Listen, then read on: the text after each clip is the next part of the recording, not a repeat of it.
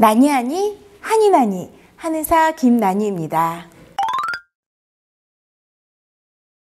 요즘 한약 다이어트를 고민하는 사람들이 늘고 있습니다.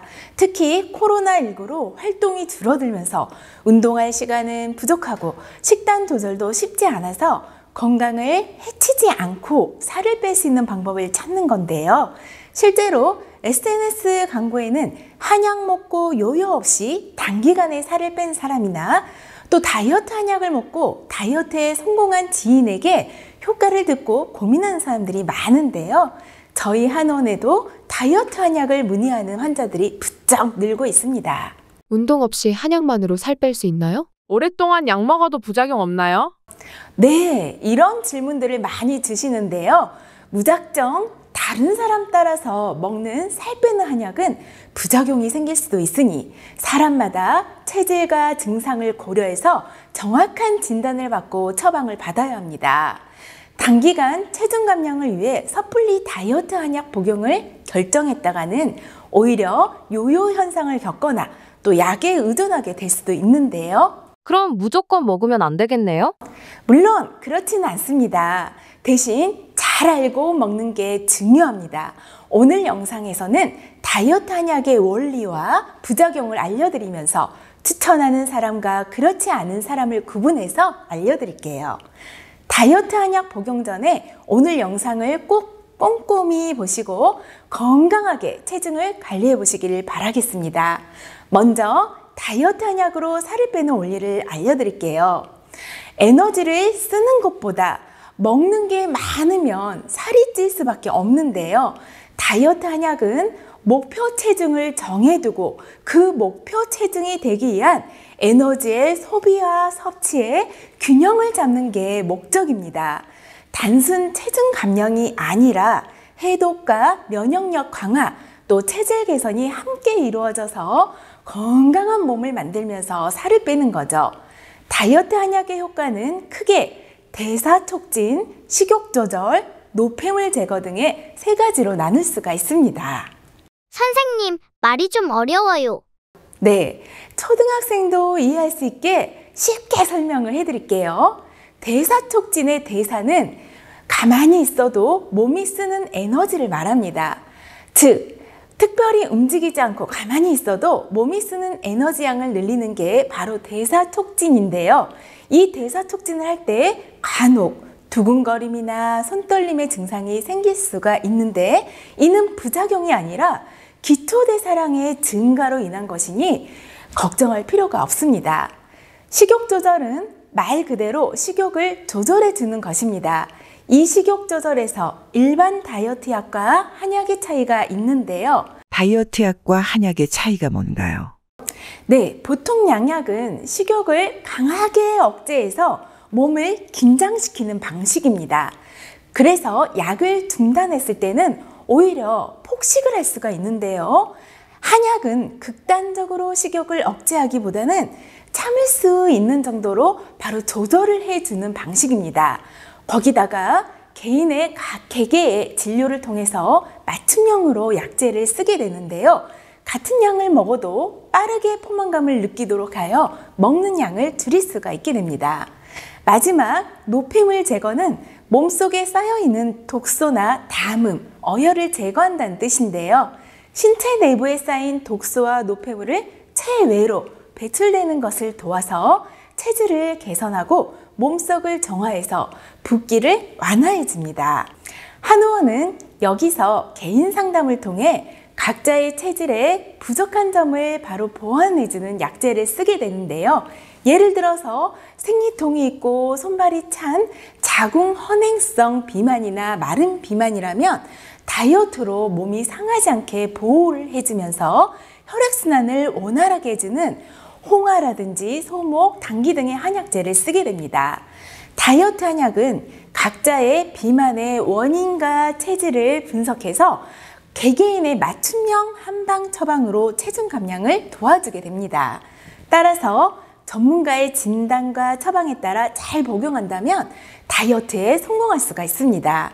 개개인의 신체 상태에 따라 살을 빼는 기간과 감량 속도, 한약재에도 차이가 있을 수 있으니 나에게 맞는 다이어트 한약을 처방받아 복용하는 게 좋습니다.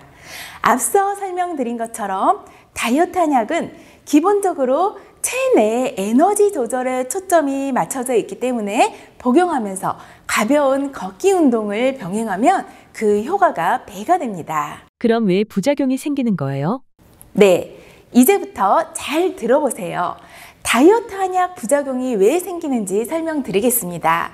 다이어트 한약에는 식욕 조절 효과를 내는 마황이라는 성분이 들어있는데요. 마황은 전문 한의사만 사용하도록 허가된 한약재입니다. 그만큼 사용할 때 잘못 쓰지 않도록 주의를 해야 하죠. 마황은 원래 혈압 상승, 또 천식 치료, 코 막힘과 콧물 제거, 감기 등의 치료에 사용이 되는데요. 비만 치료에서는 우리 몸의 교감신경을 자극하고 열의 대사를 촉진하는 용도로 쓰입니다. 그래서 다이어트 한약을 복용하면 심박수가 높아지면서 가슴 두근거림의 증상이 나타날 수가 있겠죠. 만약에 심장질환이 있다면 그 증상을 악화시킬 수가 있어서 반드시 안전한 용량 내에서 사용을 해야 합니다. 또 잘못 쓰게 되면 알레르기나 갑상선 기능의 문제 등의 부작용이 생길 수가 있고요. 또 위장 간의 운동을 방해하거나 변비가 생기는 등의 부작용도 나타날 수가 있습니다. 특히 다이어트 한약을 처방받을 때는 식욕 억제를 너무 강하게 해달라고 요청하는 환자분들이 있습니다. 혼자서 식욕을 억제하는 게 힘들어서 그럴 수는 있지만 이 경우에는 마항의 용량이 높아지게 되므로 심각한 고도 비만 환자가 아니라면 무조건 강하게 처방받는 것보다는 반드시 전문가의 진단에 따라서 적정한 양의 한약을 처방받는 게 건강에 도움이 됩니다. 그럼 저는 다이어트 한약 먹어도 되는 건가요? 네, 과연 나는 다이어트 한약이 잘 맞는 사람일지 궁금하시죠? 다이어트 한약은 어떤 사람에게 잘 맞을지 한번 알아보겠습니다. 사실 다이어트 한약은 살을 더 전략적으로 빼고 싶을 때 사용하는 도구입니다. 운동과 식이요법을 꾸준하게 실천하기 어려울 때 단기간에 체중 감량 효과를 얻으려고 쓰는 건데요. 만약에 살을 뺀 후에도 식습관이 개선되지 않는다면 다시 다이어트 한약을 찾을 가능성이 있습니다. 그러면 다이어트 한약에 의존하게 돼서 체중 감량과 증량을 반복하게 되고 부작용 역시 겪게 되겠죠. 원래 체질량 지수가 30 이상인 상태, 즉 고도 비만의 경우에는 혼자 다이어트 하는 게 매우 어렵기 때문에 의료적인 치료와 다이어트가 꼭 필요합니다. 특히 본인의 체질과 몸의 건강 상태, 또 체질량 지수, 비만 정도 등에 따라서 개별적으로 맞춤 한약을 처방받는다면 단순히 살만 빠지는 게 아니라 몸의 신진대사 기능이 활발해지고 장의 기능과 자궁 기능 등이 좋아져서 장기간 복용을 해도 큰 부작용 없이 몸무게를 잘 유지할 수가 있습니다. 또한 체질 개선까지도 누릴 수가 있겠죠. 운동과 체중 감량이 어려운 고도 비만의 경우에 다이어트 한약을 쓰면 가장 좋습니다. 다이어트 한약은 비만 치료용 약이라는 걸 꼭 기억해 주세요.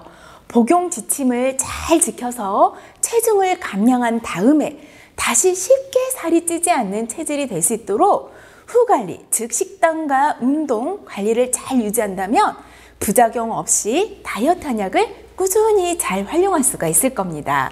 운동과 식이요법만으로 다이어트 하는 건 말처럼 쉽지가 않습니다. 그래서 그나마 부작용이 적고 또 단기간에 체중을 감량할 수 있는 한방 다이어트를 결심하시는데요. 오늘 알려드린 올리아 부작용 활용법을 잘 이해하고 고민한 다음에 결정을 해도 늦지 않습니다. 가장 중요한 건요, 본인의 의지 그리고 전문 한의사의 진단과 처방입니다. 다이어트 한약을 2번 다시는 복용하지 않겠다, 꼭 살을 빼겠다는 의지만 있다면 전문 한의사를 통해서 내 체질에 맞는 다이어트 한약을 처방받아 보시길 바랍니다. 오늘 내용이 도움되셨다면 좋아요, 구독 눌러주세요. 다음에 더 좋은 영상으로 찾아오겠습니다.